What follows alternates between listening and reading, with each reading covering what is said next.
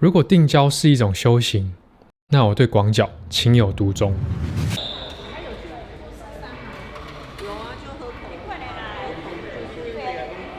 记得当初好像是 iPhone 11吧，就是 iPhone 它第一次推出这种广角镜头的时候呢，我差点就因为这样子的广角功能去换掉了我没有用多久的 iPhone XR。The ultra wide。Reveal the scale.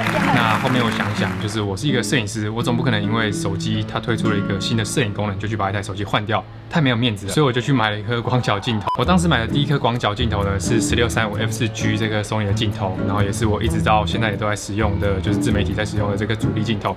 那我很喜欢它的16端给我的广角，很好用来 vlog， 然后它也有24跟35，就是在拍 B-roll 的时候给我更丰富的焦段。然后最近我就发现一个台湾我很喜欢的 YouTube 频道，叫做1+1，那他们的影片很有质感。然后发现他们的 A-roll 呢，就是虽然都是广角，但是他们的广角比我的更广，然后景深。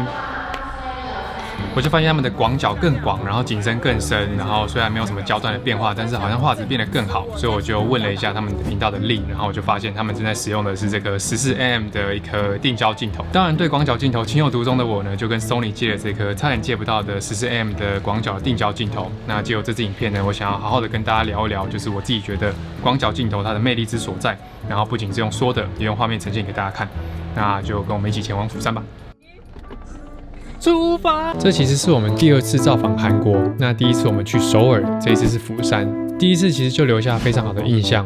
那个时候还没有碰相机，还没有开始用镜头记录生活，所以我们一直很想要再来一次，因为还有蛮多想吃的没有吃，想体验的还没有体验。那这次算是借由庆祝 Vivian 的生日，我们再一次造访了韩国。有没有很痛啊？会痛吗？嗨，大家，我们到韩国了。那我们在等朋友，就是他们从台北飞，我们从高雄飞，所以他们晚我们2个小时。然后在这个期间呢，我们先去吃点东西，因为今天中午都没有什么吃。那想说这个14mm 这样子好像还蛮广的，可以直接旋转让大家看一下。我觉得我们的房间还蛮漂亮的啦。Back in my bag and I gotta brag, I do this shit for real. When we was down and we had nothing, we had to share a meal. We put the shit in overdrive with no steering wheel. Shorty throw that thing back in a pair of heels, yeah.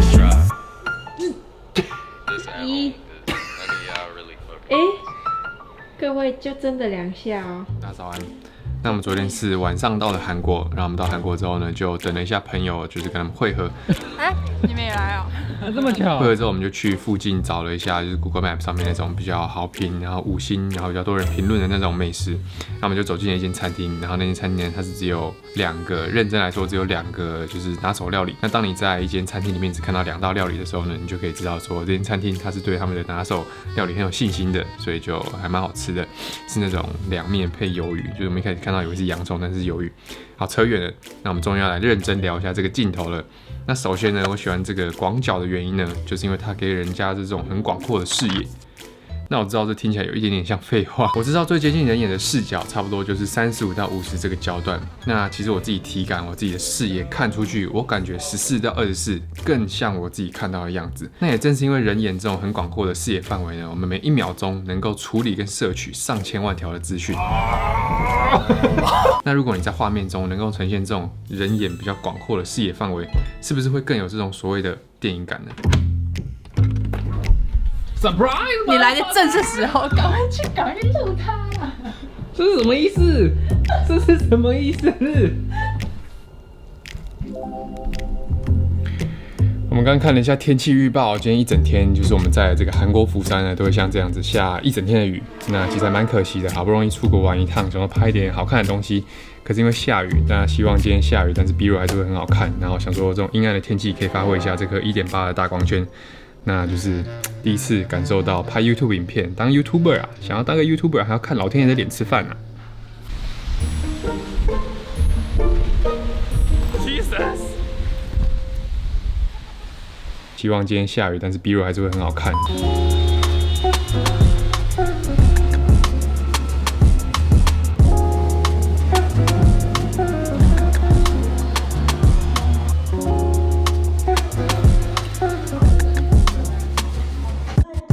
现在的我是一个美食 YouTuber， 对，教你们怎么吃，1块这个，1块这个，1片这个，加起来，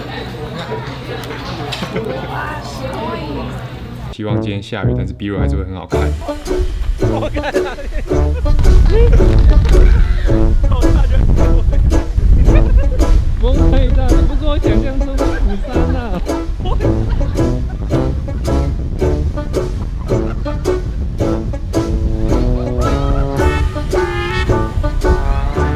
坐到咖啡厅里面，我们刚刚经历了一场浩劫哇！今天这个釜山的风真的是非常非常的大，有点大的太夸张了，就是不知道为什么特别选在我们来的时候，好像有点台风的感觉。那我们先来讲回一下这个镜头。对于电影学来说，或者是很多导演、很多摄影师在选择镜头的时候，会选择广角镜的一大原因，就是因为让观众可以有身临其境的感觉，然后就是会让观众好像置身于这个画面当中。那我自己就很喜欢这种广角的视野，不仅仅是刚刚说的呈现比较接近人眼的视角。那我自己在看影片的时候，如果有这种广角镜头，我觉得就是画面更能够让我感受到当下的这种气氛跟当下的环境。那其实我们在做这种自媒体的内容，就是应该要让观众感受到我们当下所感受到、所看到的，也就是拉近我们跟观众之间的距离，也就是拉近我跟你之间的距离。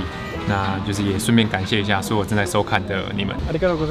那我这次会选择在这个14的定焦镜，而不是我平常使用的16-35呢，有几个原因。第一个就是因为我想要尝试一下，就是14跟16到底有差多少。那就是我之前有说过，我很喜欢的那个1+1频道，它是用这个镜头，然后另外一个是艾尔文的生活纪录频道，它好像也是用这个14定焦。那我就觉得他们的 A roll 拍出来很好看、很广，然后景深很深。那大家都说在广角端只要差1-2 mm， 就是那个1-2 mm 的焦段就会差很多。那就是我自己在使用的时候有体感。有感受得到，就是14跟16虽然数字只差了2，但是真的是还蛮尖的。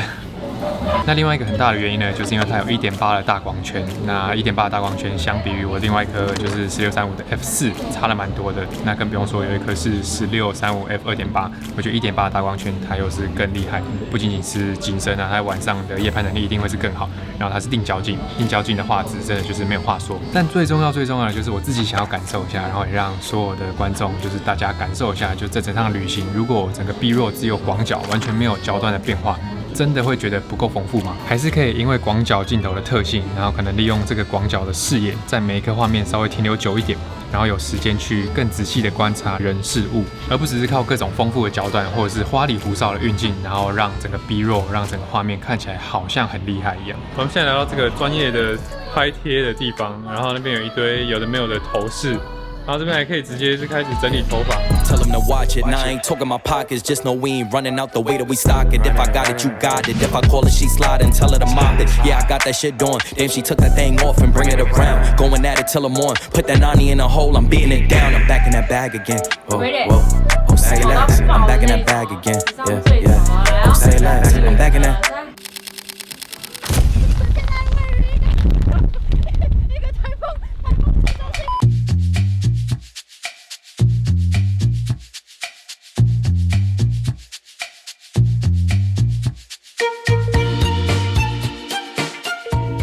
那这种广角镜头，其实它最害怕的就是变形。那14mm 这么广，一定多多少少会有点变形。但是相比于我之前使用的那颗16-35 f4那个镜头，虽然那个镜头跟它更以前的那几代的16-35比起来，它已经变形比较少了，但是其实还是可以稍微感受得出来。那我觉得这14mm 这一颗作为一个消费级的产品，它在变形方面已经处理得非常好了。然后如果你不是仔细的去看一下它的边边角角，其实你都不会特别去感受得到。就是如果你没有很尖酸刻薄的去看的话，你直接看整体，我自己是觉得没有那么容易感受得到它的变形。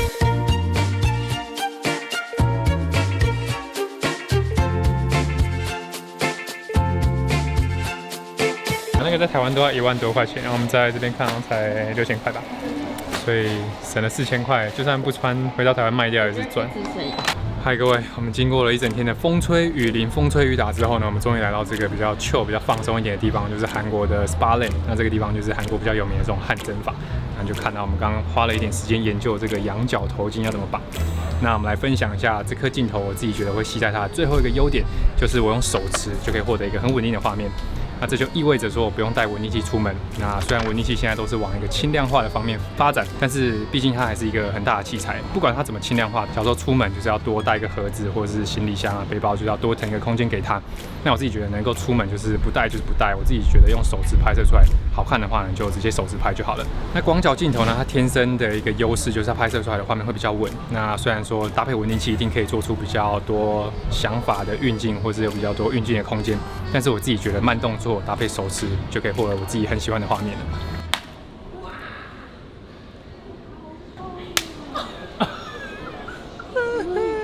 会痛吗？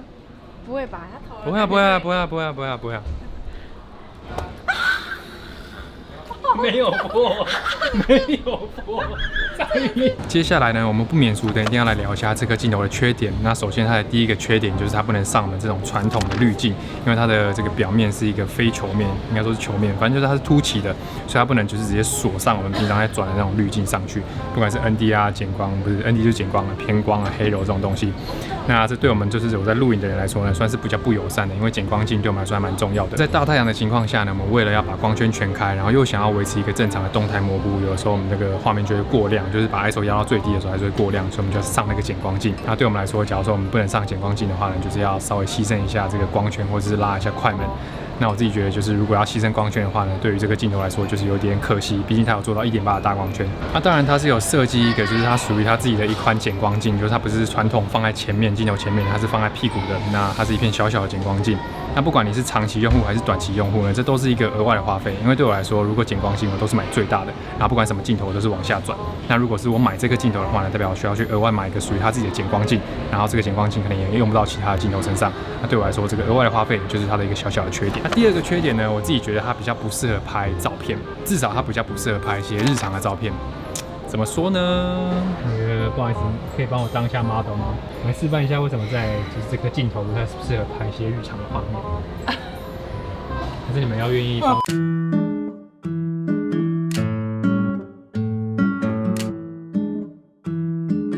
那大家刚刚也看到了，就是在拍人像、拍这种生活感的照片的时候呢，用16有一点来的太广，就是不好去构图，然后整个人的比例也会稍微怪怪的。虽然拍影片的时候，我觉得整个感觉是广角好一点，但是在拍照片的时候呢，我最广可能会选择到24，可能20我都觉得太广。那我拍人像的时候，我最喜欢用的一个镜头是35，也算是一个广角端。所以在用广角拍人像的时候呢，我自己觉得就是24、35是一个比较刚好的，16可能会太广，14就更不用说，就更广。如果你是假如说你有在拍照片又想要拍影片的话呢，我自己觉得我会推荐16、35多过于这颗14的定焦镜。那最后一个缺点呢，有点延续刚刚啦，就是我觉得这颗镜头它能够拍摄的题材比较局限。那假如说你是使用16、35，不管是16啊、20啊、24、30、35这几个焦段都有比较适合他们的题材，就是你可以一颗镜头拍比较多的东西。那如果是这颗14 1.8，虽然它的光圈、它的画质没有什么话说，然后它毕竟它是定焦镜，所以它整个表现都不错，但是你能够拍摄的东西就比较局限。假如说你今天是去拍照的话呢，可能就是一些比较有 fashion 比较时尚一点的东西，比较适合用这个镜头去拍，比较戏剧张力一点的东西。那影片的话呢，就是比较适合这种比较 vlog 类型的，或者是有大量 A-roll 的人来做使用。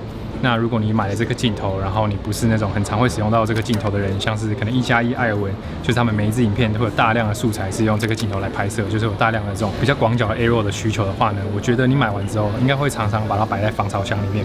那当然，如果你是有这个专业领域的需求，就是很需要很常使用到这个镜头的话呢，它的画质、它的所有东西都是蛮惊艳我的，我自己觉得我会推荐给你。那至于我个人会不会把它换掉呢？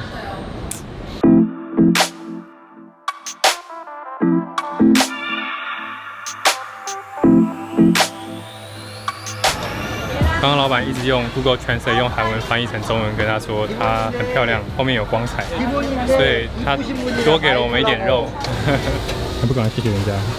你要谢谢我吧。我们刚在楼下附近吃了一点东西，然后就是结束了一整天的行程。我们现在回到了饭店。那刚刚在汗蒸房呢，最后提到就是我到底会不会换这个镜头？我觉得换不换，现在我可能还没办法下一个定论。就是我这几天使用下来，这颗14 1.8对我来说是有一点吸引力的，有点想要把我正在使用的那颗16 35给换掉这个欲望。那原因就是因为它的拍摄比我真的是很漂亮啊，不管是在夜晚拍摄的时候有那种大光圈的感觉，或是有大光圈给我的景深。